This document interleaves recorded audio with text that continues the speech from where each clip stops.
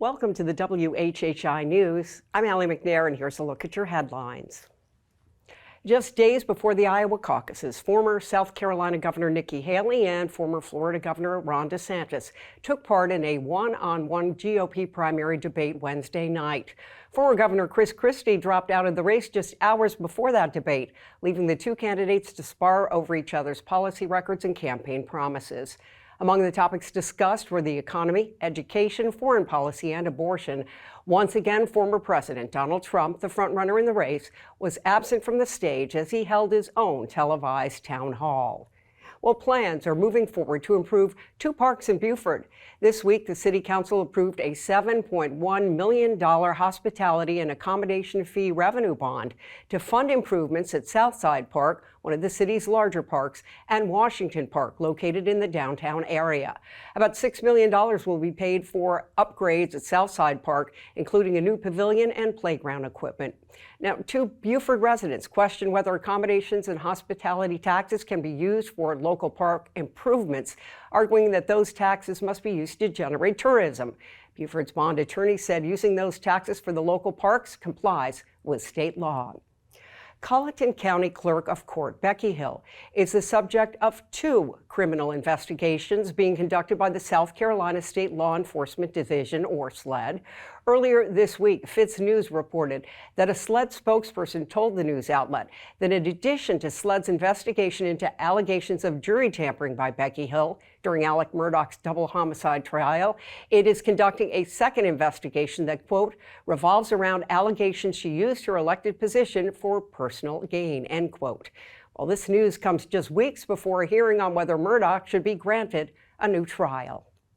A Bluffton man is facing 6 counts of attempted murder and 3 other gun-related charges in connection with the shooting that took place on Simmonsville Road last month. 40-year-old Gregory Griffin turned himself into police Friday, 1 month after his son, Gregory Kamani Griffin, was arrested in connection with a non-fatal shooting at a home while 6 people were inside. Authorities say the father and son are believed to be the only 2 suspects involved in that shooting. Well, the Beaufort County Sheriff's Office says that it continues to get reports of scammers impersonating members of its agency. In its Low Country Lowdown report on YouTube, the Sheriff's Office says if you get a call from a scammer who claims that you need to pay a fine, hang up and report that call to authorities. The Sheriff's Office adds that it doesn't accept payment for fines and penalties over criminal matters, nor do they solicit payments over the phone. Now, for tips on how you can be smart when it comes to potential scammers, you can go to the Beaufort County Sheriff's Office Low Country Lowdown report. It's on YouTube. If you'd like more information on these stories and more, visit the news sources on your screen and be sure to check us out on Facebook, X, and Instagram. And if you have a story idea, email us at news@WHHITV.com. Here he is with sports, Justin Jarrett. Hey, it's time for Last Night in the Lowco on WHHI, powered by LowcoSports.com. The USCB Sand Sharks were back in the Cove last night to fire up a new in-state rivalry with the Lander Bearcats from up the road in Greenwood. Both Bearcats teams came in with 2-0 marks in Peach Belt Conference play, and they left with their perfect league records intact, but not without a fight from the Sand Sharks. Sharon Versyp's women used a terrific defensive effort to stay in the game and surged into the lead late in the third quarter, but the Bearcats found another gear in the final period and pulled away for a 56-41 win to drop USCB to 0-3 in league play. The men's game was a showdown of the Peach Belt's highest scoring team in the Sand Sharks and the league's stingiest defense in the visiting Bearcats. Lander's style won out as the Bearcats frustrated USCB with extra possessions via the offensive glass and answered every Sand Shark frenzy with a big bucket to claim an 88-65 victory. USCB looks to turn things around Saturday when Georgia Southwestern enters the Cove for a 1:30 p.m. tip for the women with the men to follow. We also had a few high school games on the schedule, including a crosstown clash on the Isle of Ladies between the Beaufort Eagles and the Battery Creek Dolphins.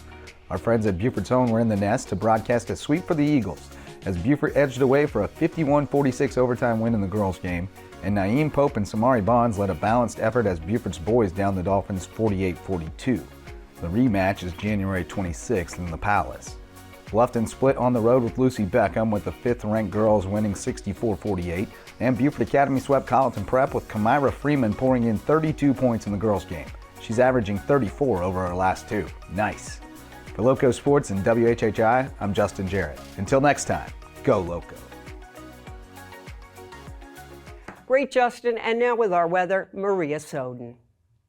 Thanks, Allie. Yep, so taking a look ahead, we are going to have another big storm rolling in on Friday, but then we should be getting a break from all the rain this weekend. So taking a look at Friday, it's going to be scattered showers and thunderstorms starting in the afternoon. They're going to continue on and get heavier as we get into the evening. We are going to see some flash flood warnings, so if you're going to be on the road, do be careful.